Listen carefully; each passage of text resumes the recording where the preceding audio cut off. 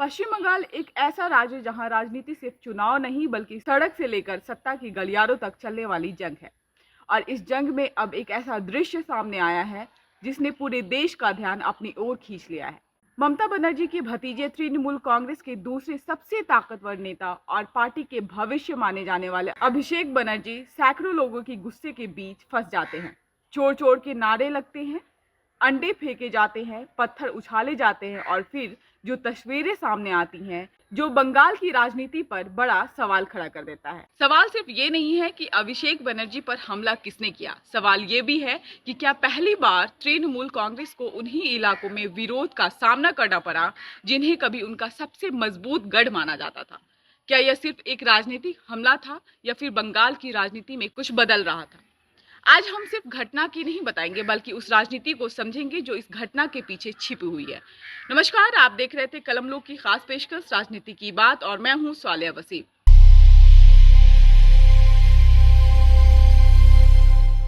30 मई 2026 अभिषेक बनर्जी दक्षिण 24 परगना के सोनापुर पहुंचे। आधिकारिक तौर पर उनका मकसद था चुनाव के बाद हिंसा से प्रभावित लोगों से मुलाकात करना, लेकिन जैसे ही उनका काफिला इलाके में पहुंचा माहौल बदल गया। लोग सड़कों पर उतर आए, चोर चोर के नारे लगने लगे, काफिले पर अंडे और पत्थर फेंके गए। सुरक्षा कर्मियों को अभिषेक को घेर कर वहां से निकालना पड़ा। वीडियो वायरल हुई और देखते ही देखते यह घटना राष्ट्रीय खबर बन गई। लेकिन कहानी यहीं खत्म नहीं होती है। असल सवाल तो अब शुरू होता है। तृणमूल कांग्रेस का दावा है कि यह भाजपा समर्थकों की साजिश थी। ममता बनर्जी ने इसे लोकतंत्र पर हमला बताया। पार्टी नेताओं ने कहा कि अभिषेक को निशाना बनाया गया है, लेकिन दूसरी तरफ भाजपा का दावा है बिल्कुल अलग है। भाजपा कहती है कि यह जनता का गुस्सा था, जनता का वह गुस्सा जो वर्षों से जमा हो रहा था। ये पता है हमें भी कि तृणमूल कांग्रेस के खिलाफ, स्पेशली अभिषेक बनर्जी के खिलाफ बंगाल की जनता के मन में बहुत ज्यादा आक्रोश है। याद रखिए, यही वह बंगाल है जहां शिक्षक भर्ती घोटाला, नगर पालिका भर्ती घोटाला, कोयला और मवेशी तस्करी जैसे आरोपों ने लगातार सरकार को घेरा है। ऐसे में जब विरोध करने वाले चोर चोर के नारे लगाते हैं तो सवाल उठता है कि क्या यह सिर्फ राजनीतिक कार्यकर्ताओं का प्रदर्शन था या जनता के एक हिस्से की नाराजगी। सबसे बड़ा झटका हमला नहीं है, सबसे बड़ा झटका वह जगह है जहां ये हुआ, दक्षिण 24 परगना, यानी तृणमूल कांग्रेस का गढ़, यानी वह इलाका जहां अभिषेक बनर्जी का राजनीतिक प्रभाव सबसे ज्यादा माना जाता है।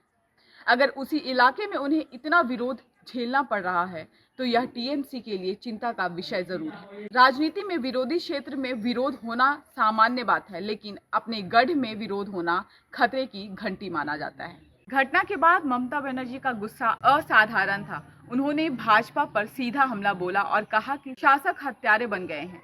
उन्होंने दावा किया कि अभिषेक को गंभीर चोट आई है, डॉक्टरों पर दबाव डालने तक के आरोप लगाए। लेकिन राजनीतिक विश्लेषक मानते हैं कि ममता की चिंता सिर्फ एक घटना को लेकर नहीं है। उनकी चिंता यह भी हो सकती है कि अगर अभिषेक की लोकप्रियता और राजनीतिक पकड़ पर सवाल उठने लगे तो उसका असर टीएमसी के भविष्य पर पड़ सकता है, क्योंकि पार्टी में ममता के बाद सबसे बड़ा चेहरा अभिषेक का ही माना जाता है। घटना के बाद राहुल गांधी ने ममता बनर्जी को फोन किया, अखिलेश यादव ने समर्थन दिया, कई विपक्ष नेताओं ने हमले की निंदा की। यह सिर्फ सहानुभूति नहीं थी, इसके पीछे राजनीति भी है। राहुल गांधी ने मेरे को फोन किया था, उन्होंने कहा दीदी एक कोई ममता जी कोई जरूरत है तो मेरे को बताना तो मैं उसको हैदराबाद में ले जा सकता है और कोई भी जगह पे। ये राहुल जी मेरे को फोन पे बताया।